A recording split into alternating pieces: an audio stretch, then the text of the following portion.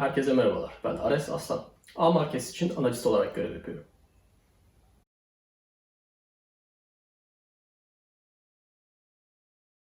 Trading hayatıma yaklaşık bir 5-6 sene kadar önce başladım. Öncelikle Türkiye piyasasında hisse senetlerini alıp satıyordum. Tabii o zamanlar teknik analiz, temel analiz falan hiçbir şey bilmiyordum.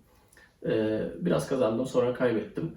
Ondan sonra kazandıklarım arasından bir eğitim bütçesi ayırdım kendime. Yabancı kaynaklardan kaliteli eğitimler almaya özen gösterdim. Sonrasında eğitim tamamladıktan sonrasında kripto para piyasasına ve forex piyasasına geçtim. Oralarda kaldıraçlı işlemler yapmaya başladım. Hala da oralarda sadece marjin işlemler yapıyorum ve uzun vadeli yatırımlar yapıyorum.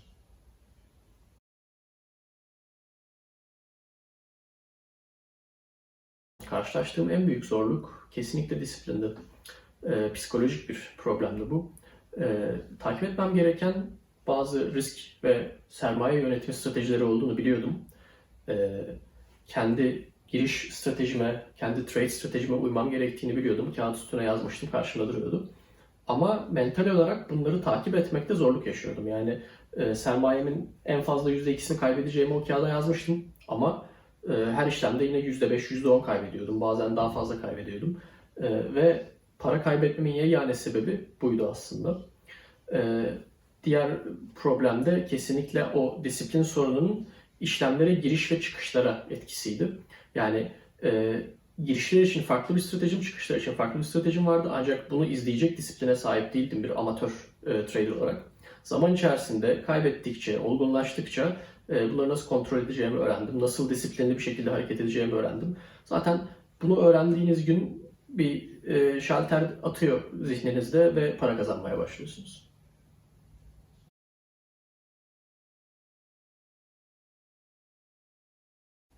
Hmm. Analist olmaya karar vermemdeki yegane etmen e, buna gerçekten heyecan duymamdı. Her gün piyasaları izlemek, her gün grafikleri takip etmek, her gün yeni tahminlerde bulunmak ve bunların sonuçlarını çok hızlı bir şekilde görmek en büyük etmendi diyebilirim.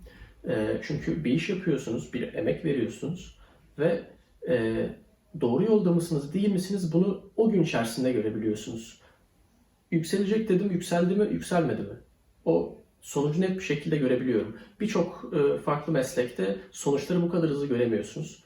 E, Çoğu hatta alanda aylar sürüyor, bazen yıllar sürüyor. İşinizde iyi olup olmadığınızı anlamanız. Bizim piyasada böyle değil. Bizim piyasada aynı gün içerisinde sonuçları görebiliyorsunuz.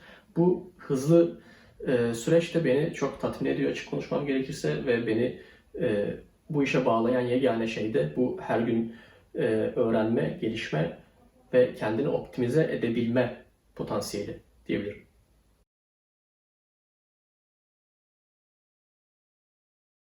Hı. Uzun vadede kazançlı olmam yaklaşık 2 senemi aldı diyebilirim. Çünkü en başta piyasaya girdiğinizde ne olduğunu anlamıyorsunuz. Bir sürü bilmediğiniz finansal terim var. Takip etmeniz gereken bir sürü haber var, bir sürü grafik var ve grafikleri anlamıyorsunuz baksanız bile.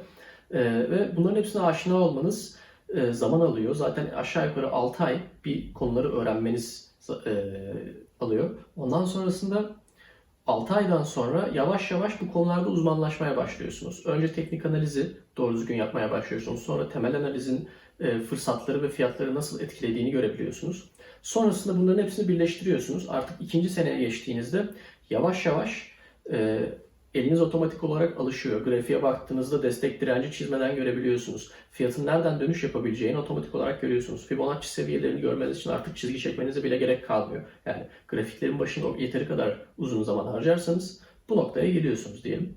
O noktadan sonra da yavaş yavaş karlı olmaya başlıyorsunuz, kazançlı olmaya başlıyorsunuz. Ancak tabii ki de en önemlisi disiplin, disiplin ve disiplin demek isterim. Çünkü benim için de birçok tanıdığım başarılı trader için de asıl olay risk ve kazanç yönetimini doğru yapmaya başladıklarında değişiyor. Yani sermaye kontrolü ve risk kontrolü gerçekten çok kritik. Buna kesinlikle dikkat edin derim.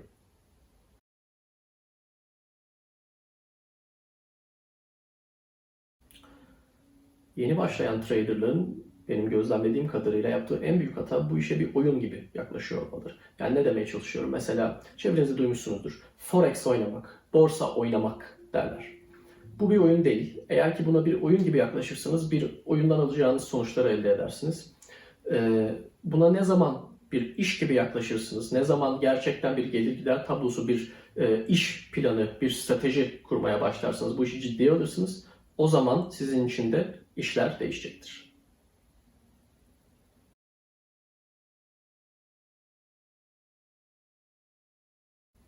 Hı. Trading'in en sevdiğim yanı kesinlikle her gün gelişmek zorunda olmanız. Piyasalar her gün hareket ediyor, her gün bakış açınızı değiştirmelisiniz, her gün yeni şeyler öğrenmelisiniz, haberleri takip etmelisiniz ve bu yeni gelişmelere yorumlama yapmalısınız kendinize göre, kendi gerçekliğinize göre bir kalıp uydurmalısınız ki fiyat aşağı mı gidecek, yukarı mı gidecek? Sizin elinizdeki verilere göre mantıklı bir tahmin nasıl yapılabilir? Buna bakıyorsunuz.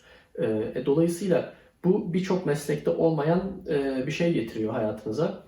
Her sabah kalktığınızda gelişmek zorundasınız. Öğrenmek zorundasınız, araştırmak zorundasınız. Dolayısıyla bu üçü hayatınızda olduğunda insan kendini mutlu hissediyor. İnsan kendini sürekli gelişiyormuş gibi hissediyor. Sürekli öğreniyormuş gibi hissediyor. Çünkü gerçekten de işimiz bu olduğu için sürekli gelişiyoruz ve sürekli öğreniyoruz. Sanırım gerçekten en güzel yanı bu. En zor yanı ise zayıf olamazsınız bu piyasada. Ne demeye çalışıyorum? Hayatınızdaki ailevi sorunlar, özel hayatınızdaki sorunlar veya işinizdeki sorunlar zihninizi etkileyemez. Bu bilgisayarın başında oturduğunuzda, şu grafiklere baktığınızda o al-sat tuşuna basmanız gereken an var ya, o an işte çok önemli. O anda robot gibi olmak zorundasınız. Duygularınızı kontrol etmek zorundasınız. Hayatınızdaki hiçbir şey sizin kararınızı etkileyemez. Yani tamamen soğukkanlı olmalısınız ve bu kadar soğukkanlı kalmak zaman zaman zorlaşabiliyor. Herkesin hayatında iniş ve çıkışlar oluyor ve bu karar aşamasının bu kadar stabil kalması pek kolay değil.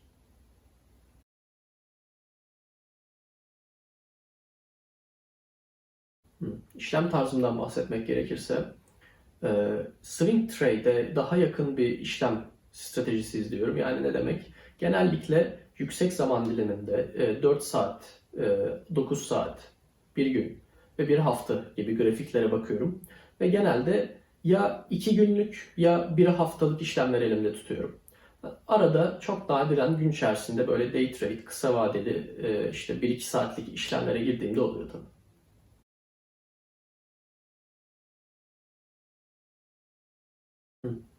Trading dışı zamanımda genellikle olabildiğince sosyalleşmeye çalışıyorum, olabildiğince kitap okumaya çalışıyorum, aynı zamanda spor yapmaya çalışıyorum.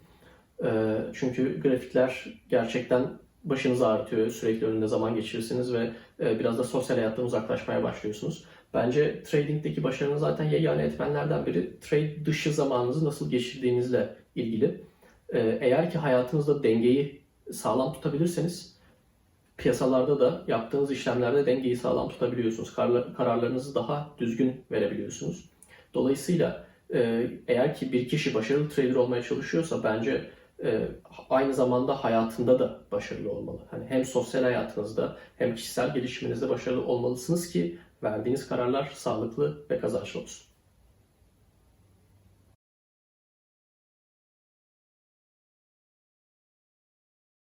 Yeni başlayan yatırımcılara şunu tavsiye ediyorum öncelikle.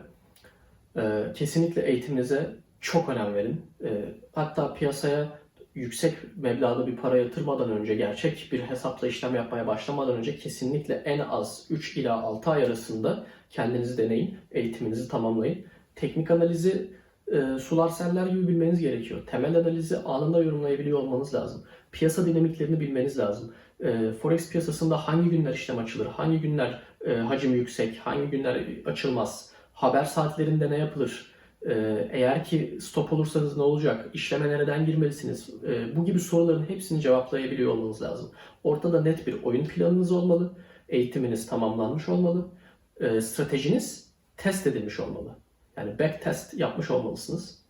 Kendinize bu şekilde seviye seviye yükseltirseniz piyasalarda işlem yaparken özgüveniniz artacaktır. Özgüveninizin artması size disiplin ve daha çok kazanç olarak geri dönecek. Bunlara çok önem verin derim. Ve onun dışında son olarak da kesinlikle paranızı ve riskinizi çok iyi kontrol etmeyi öğrenin.